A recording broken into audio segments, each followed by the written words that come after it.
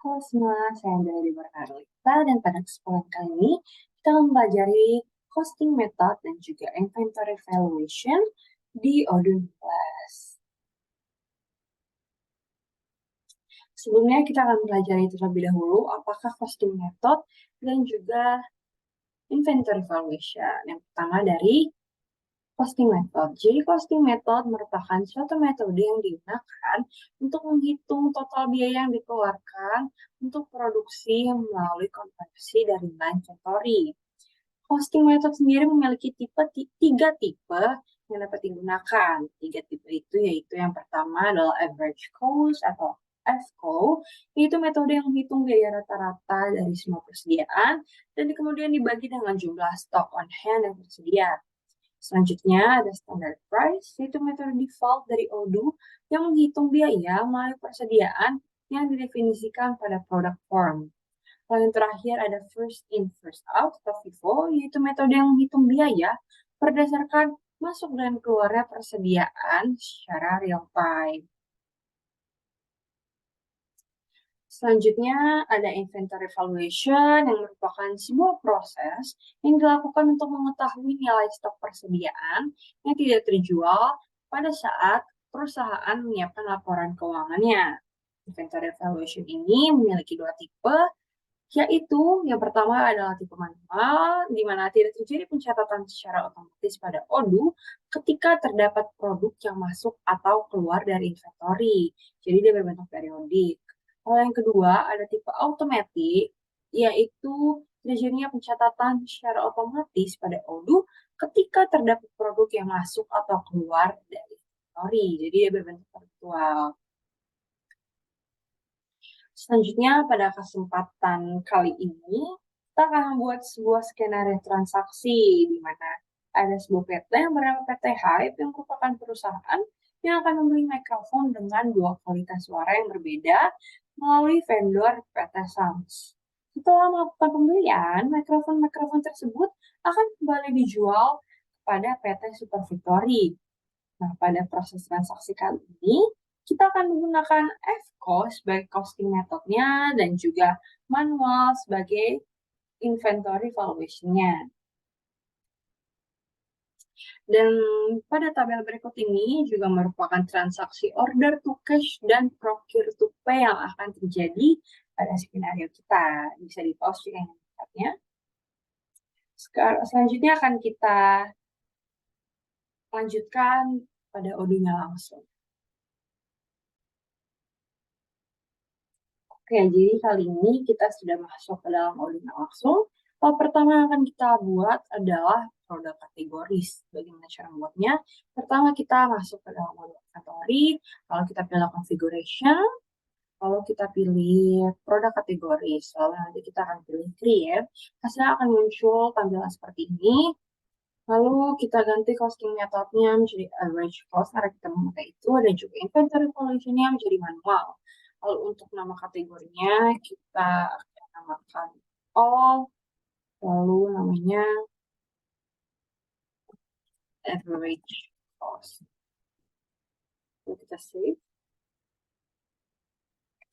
Oke. Selanjutnya yang akan kita buat adalah produknya, yaitu dengan bagian produk, lalu produk sini. Bisa juga kita pilih bagian ini. Lalu kita pilih create.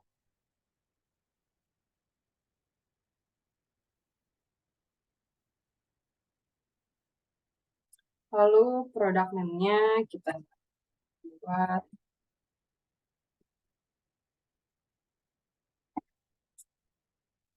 mikrofon. Akan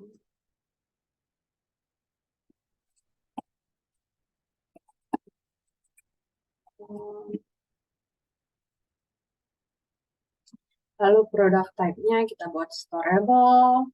Lalu untuk sales price-nya, untuk cost-nya dulu kita buat sesuai dengan tadi ada di table, kita buat 380.000.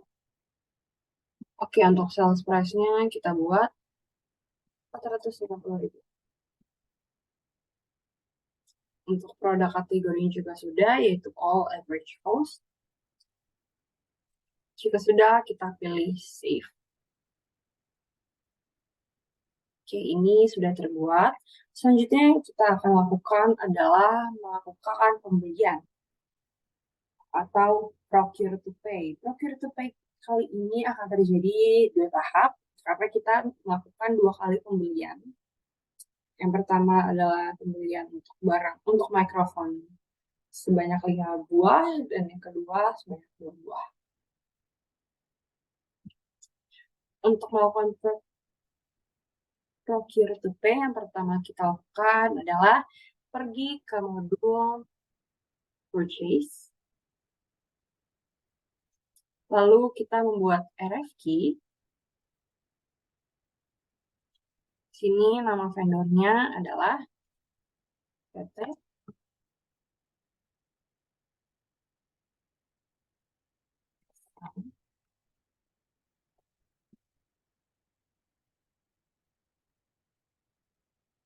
Lalu untuk produknya kita buat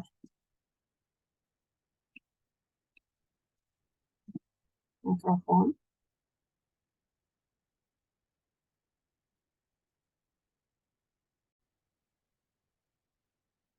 Dan kuantitasnya sebanyak 5.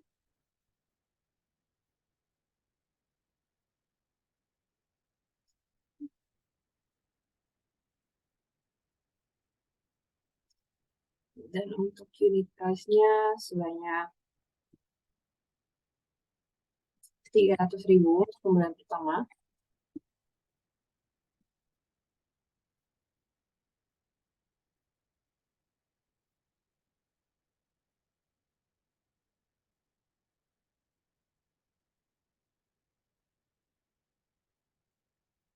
Lalu setelah sudah, kita save dulu.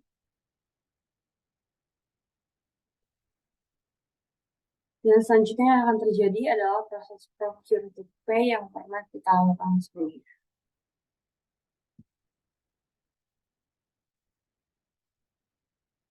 Ini merupakan hasil akhir dari proses procure to pay untuk pembelian tahap pertama, di mana bisa dilihat dia juga sudah masuk evaluation. Dan statusnya sudah berubah menjadi done. Lalu kita akan buat kembali RFQ untuk pembelian kedua.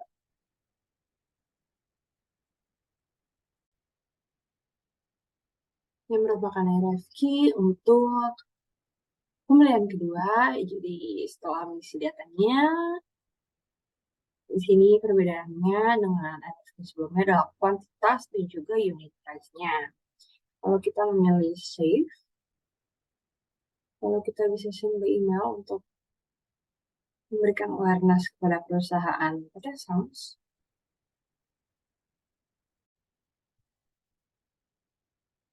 Kita bisa send emailnya.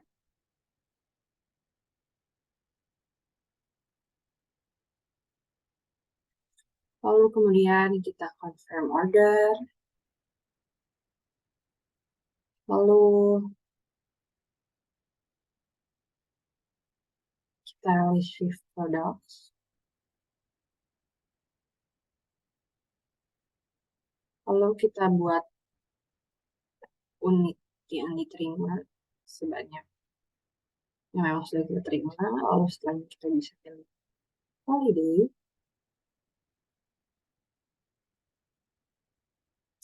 Dengan demikian, status sudah kembali menjadi dan sama seperti pembelian sebelumnya, dan juga dia sudah masuk dalam valuation.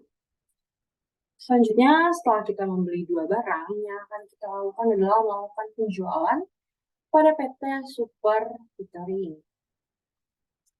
Untuk melakukan hal tersebut, kita akan melakukannya di modul sales. Lalu kita akan buat quotation, di mana customer-nya adalah PT Super Victory.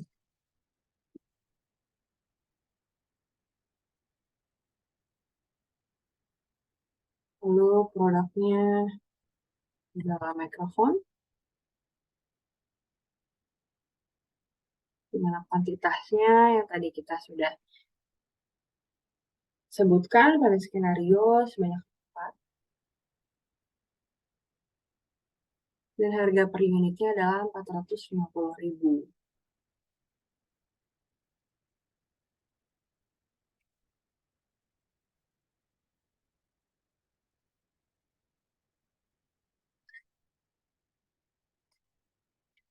Selanjutnya, setelah mengecek kembali, kita bisa save terlebih dahulu. Sudah terbuat quotation-nya. Lalu kita bisa send by email juga.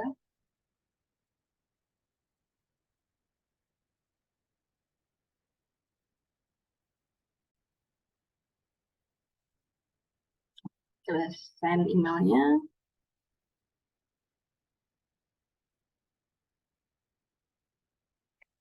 Lalu kemudian setelah status berubah menjadi quotation send, kita bisa confirm proses delivery-nya.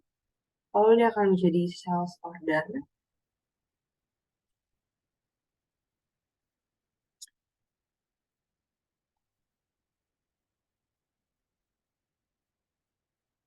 Lalu kemudian untuk proses-proses selanjutnya, kita akan lakukan sesuai dengan yang kita lakukan pada proses order to sell di pembelajaran sebelumnya. Setelah dibayar, kita bisa melihat kembali quotation kita sebelumnya. Itu bagian ini. Lalu kita bisa pilih button deliver ini untuk membuat proses pengiriman telah berhasil. Seperti ini, lalu kita buat jumlah pengiriman barangnya 4. Lalu kita validasi.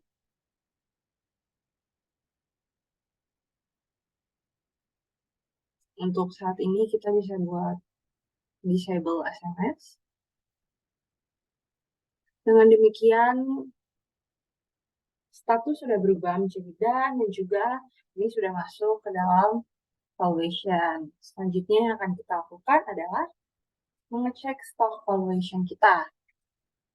Hal tersebut bisa dilakukan dengan pergi ke bagian inventory, lalu pilih configuration, lalu pilih reporting dan valuation.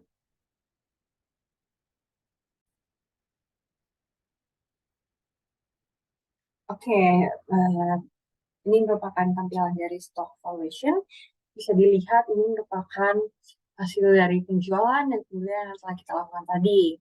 Dari sini kita bisa melihat bahwa unit value dari penjualan 380.000 merupakan hasil dari penjumlahan unit value pada dua pembelian yang kita lakukan sebelumnya, yaitu 580.000 dan 300.000, ditambah dan kemudian dibagi dengan jumlah kuantitas barang yang kita beli.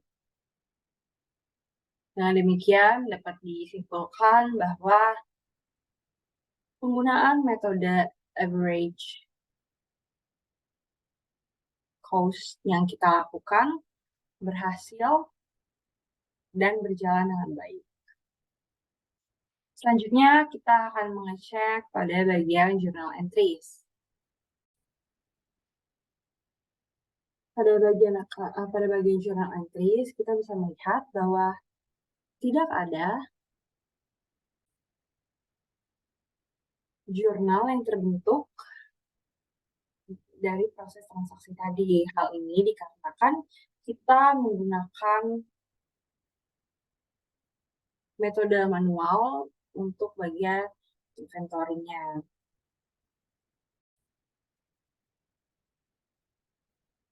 Dengan demikian, selamat Anda telah berhasil melakukan kegiatan purchase dan juga penjualan dan juga pembelian dengan menggunakan costing method average cost dan juga inventory valuation manual. Dengan demikian, sekian penjelasan dan pembelajaran saya pada hari ini. Mohon maaf apabila terdapat kesalahan atau kekurangan dalamnya. Terima kasih, semoga membantu.